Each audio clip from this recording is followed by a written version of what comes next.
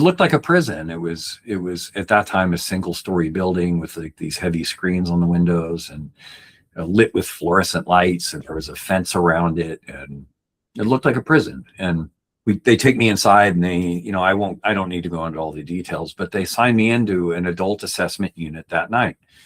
And I was there for 2 weeks, and then I was like, hey, my time's up. And everybody there was an adult. Like there was one teenager there for about 24 hours, and then he got discharged. And so it was just me with a bunch of adults, and they would all talk about AA and NA, and I didn't know what the fuck those were. I'd never even heard those terms in my life. And their serenity prayer and stuff. And they're all talking about addiction and stuff. And they look at me and they're like, what's wrong with you? I'm like, my parents got divorced and now I'm in a psychiatric hospital. That's what's wrong. Like, and so I was seeing a doctor who was assigned to me. We would talk like 5 minutes a day. He never listened to me. He would just he treated me like a stupid teenager, which so many adults, I get so angry for teenagers. Like I still relate to teenagers. When I talk to them, I'm like, the world is against you guys. They will always be against you guys. And I'm not one of them. Like I'm on your side. Like so many adults treat teenagers like they're stupid or it's just a phase. And let me tell you, guess what? The 20s are a phase, the 30s are a phase, the 40s are a phase, the 50s are a phase. The teens being a phase is no different than any other fucking phase of your life. So if you're a teenager and you're listening to this, yes, adults are clueless. They do not understand you. And so I just was frustrated and angry and scared. And they kept me there a month. And then my doctor sent me down and he said, look, he said, we think you suffer from severe clinical depression. He said, you're not able to make friendships here. And I was so mad when he said that, because I'm like, you've given me a bunch of mid-20s chain smokers talking about NA and AA, and you want me to make friends? And we're not allowed to touch each other or hug.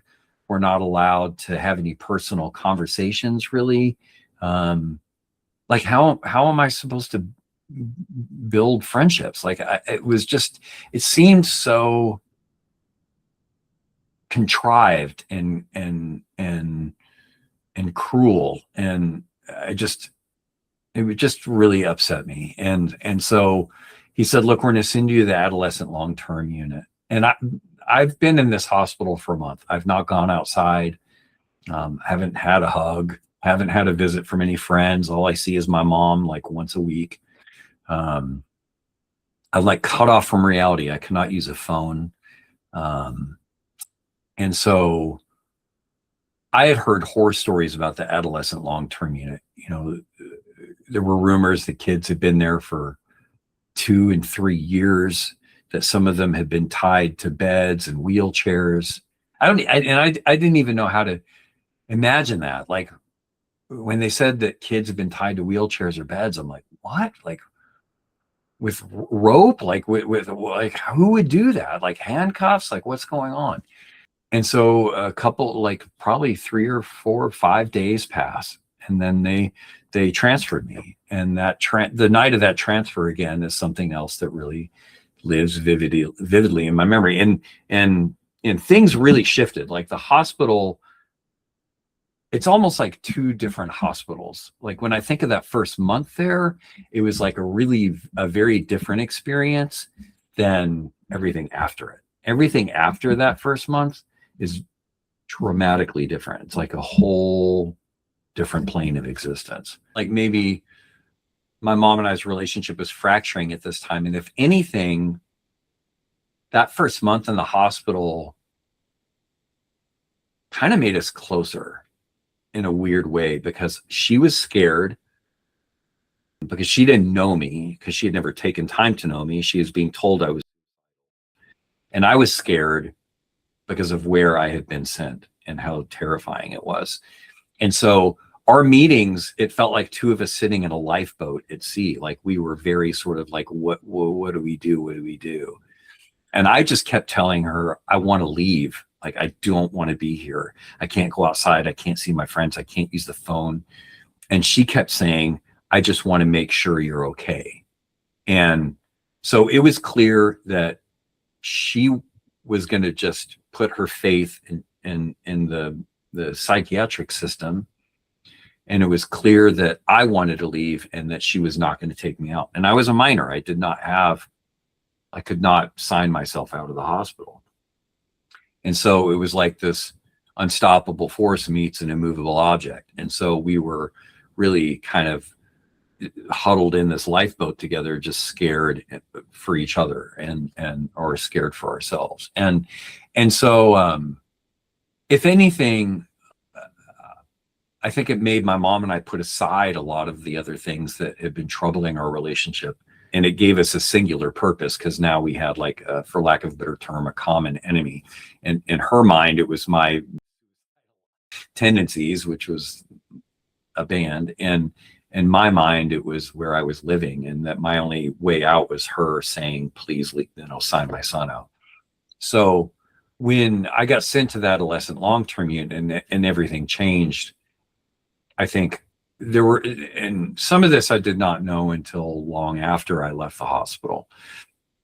But after every visit, the doctors would debrief the parents and tell them, the parents would be like, hey, I'm thinking about signing my son out. The doctors would sit the parent down and be like, look, if you sign your kid out, it's AMA, it's against medical advice. And if they commit suicide or something, we're not going to be liable. Like, they would say things like that.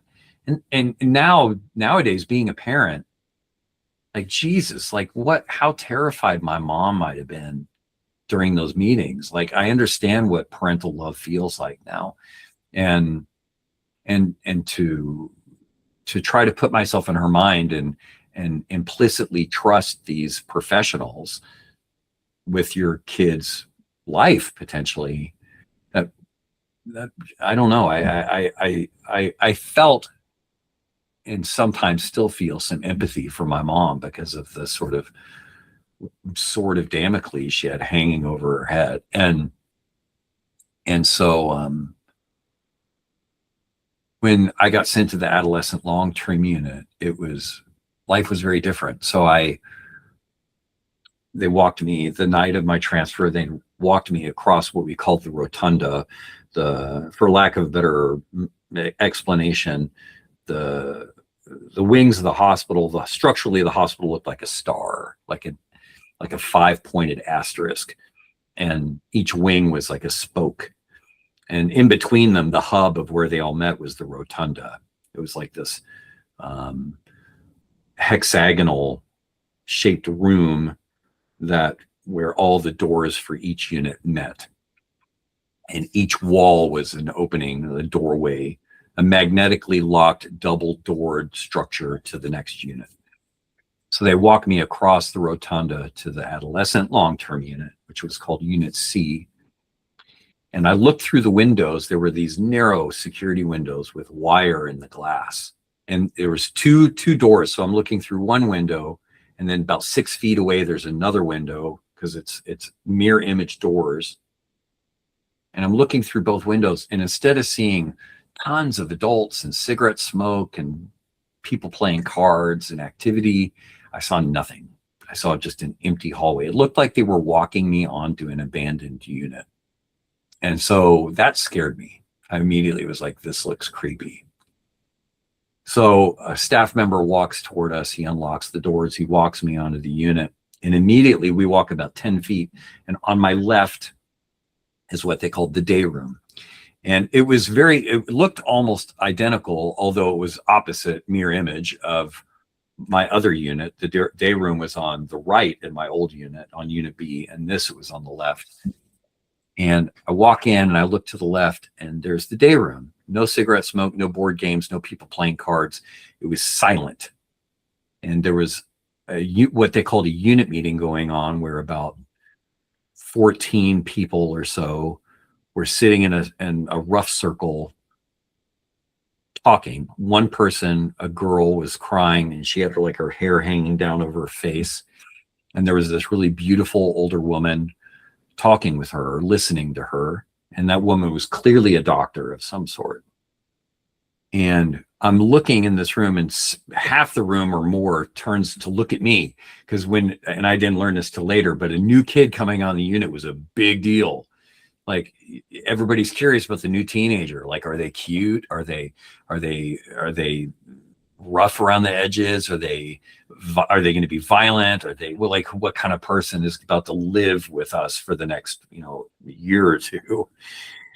And so as I'm walking and I'm looking at this whole scene, which takes like 5 seconds or less, 10 seconds or less, I look in the back right hand corner of the room, and there's a girl tied to a bed, and it's with leather straps, what they call posy cuffs. She's strapped to a wooden bed, and all the bed has on it is a white fitted sheet, a white pillow, and this girl, she does not have covers over her, and she's strapped down, spread eagle, like tight. This is not like I can move my limbs. This is like you're strapped down for an MRI. Like, you absolutely cannot move an inch. And her body, like the tension of her body being pulled into the mattress by the restraints, you can like see it. And she looks up at me like she's being forced to lay totally flat. So she tips her neck way up. She like bends her neck and watches me. And her hair is like super matted. It's like, it's not dreadlocks. It's just like, she looks like a cave girl. And her fingernails are real long. And I just remember seeing her, and she had this look in her eye, like, I don't know, I can't even describe it. It's just like, it was just like empty and scared and sort of lifeless. And she just sort of watched me walk past. And I remember immediately becoming like very scared. So they walked me to my room, and it turns out like my roommate's in restraints. He's in wheelchair restraints. So he comes rolling in a wheelchair, strapped to a wheelchair with a strap on each arm and each leg. His ankles are strapped to where the little pedals are for your feet, and his hands are strapped to the armrest to the wheelchair, but they give you enough slack that you can kind of move yourself. And it's kind of, when you get used to it and you're there for a long time, it's sort of comedic looking. It's sort of funny watching somebody sort of kick themselves around and try to move themselves around with these like little awkward puppet motions. And he rolls in and he's like, "Hey, I'm Michael." And it's like, he was this super fun animated kid. And I'm like, it's almost like he hadn't even noticed he'd been tied to a wheelchair. Like, he didn't even seem to mind. It was like the most normal thing in the world to him. And so they start getting him ready for bed, because this is evening, and they slowly transfer him. One limb, they take a limb off, unstrap an arm from the wheelchair. They have him lean way over, and they strap it to the bed. And then they do the same thing for his left arm, same thing for his right leg, same thing for his left leg. Like he's a wild animal that like might attack somebody. And he's like, the whole time he's just like chatting with me, like, "Hey, what was your old unit?" I'm like, what the hell? Like, why? This kid is clearly not violent or dangerous. Like, he's really nice and animated and gregarious. And it was just very weird. And there were probably 4 or 5 people on the unit that were in restraints at that time. Some, whether it was bed restraints or wheelchair restraints. That girl that was in the corner of the room, I call her Sonia in the book. She ultimately spent well over 2 years in restraints, and in one single span, uninterrupted, she spent 18 months in restraints. That's tied supine to a bed for 18 months. You're going to the bathroom in a bedpan. You sleep in the hallway because you're on suicide watch. So you sleep under fluorescent lighting that's never turned off. You never go outside. Obviously she has a period once a month. So she has to manage that with the help of staff. She has no privacy, no dignity, nothing. Yeah, you haven't washed her hair for 18 months. And every day she was like, she became like family. Like all of us on the unit became something like a family. We were not allowed to touch. We weren't allowed to come within 6 feet of one another. We weren't allowed to have private conversations. My roommate, Michael, taught me sign language so we could talk at night after lights out. It's like another world. Kids would tap on walls in code to talk to somebody in another room. Staff would come around every 15 minutes and do a head check all night long. It was, we obviously didn't have a phone, no TV, no phone, no music really. I mean, there were rare occasions where we were allowed to listen to music. And I was put on what's called chair restriction. So I kept forgetting to close my door. They had a rule in the hospital, you have to close your door. And I kept forgetting because I was 15. And every time I forgot to close my door, they would give me what they called a 30-minute chair. And they would have me sit in the hallway facing outward, just back to the wall, feet flat on the floor, hands on my lap. For 30 minutes, think about why you can't close your door. And why do I need 30 minutes to think about that? And so if you do anything while you're on chair that would cause you to get another chair, then since they can't give you a chair because you're on one, they give you what's called a test mark. It's like a demerit. And I got so many test marks while I was on my chair from like making eye contact with other people who were on chair, or laughing, or squirming, or not sitting with my feet flat on the floor. I got so many test marks that there was not enough time in the day for me to sit enough 30-minute chairs. So they finally put me, after I'd only been on the unit like 2 or 3 weeks, they put me on what they called indefinite chair, which means all my activities and free time, which we barely had any of anyway. It was maybe an hour or 2 hours a day of activities, like what they called AT, RT, OT, which was art therapy, recreational therapy, and occupational therapy. They took those away and turned them into chair time. And then, like, I think maybe at that point in time, we were getting half an hour of free time a day where we could read a book. But that was taken away for everybody very quickly. So I sat an additional hour and a half to 2 hours a chair a day. That lasted about another 2 weeks or a week. And then they finally said, look, you're getting so many test marks that we're going to create a new type of chair for you. It's called permanent chair in room without meals. So I lost everything. I lost every privilege I could have. And I was not even allowed to eat in the supervised communal cafeteria area, which was just a room. I was not allowed to sit in there with everybody else and eat a meal. I had to eat off a tray with the food in my lap. And I had to sit chair in my room, facing the wall of my room. When I was in school, which was 3 days a week, I usually sat chair probably maybe 7 hours a day, which really, I mean, it sounds unbelievable to most people, but 7 hours was actually not bad. It was not a bad day. It was summertime and days when I didn't have school or weekends. That was the worst. I was like the only teenager in the universe who liked school because it kept me off chair.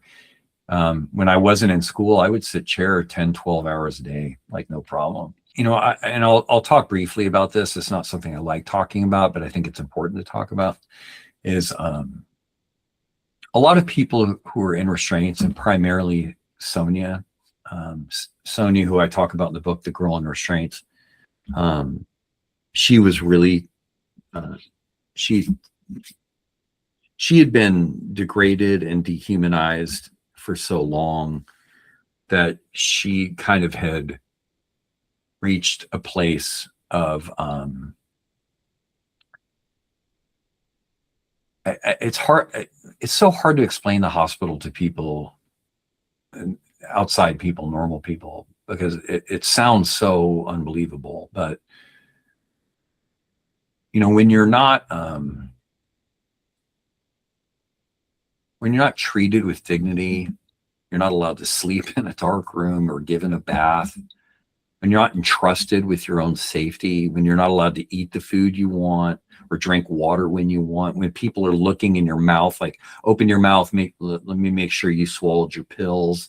When people are suspect of everything you do, and they're constantly have you under a microscope, and you're not given any dignity, you begin to drift into this place where you don't really have anything left to lose.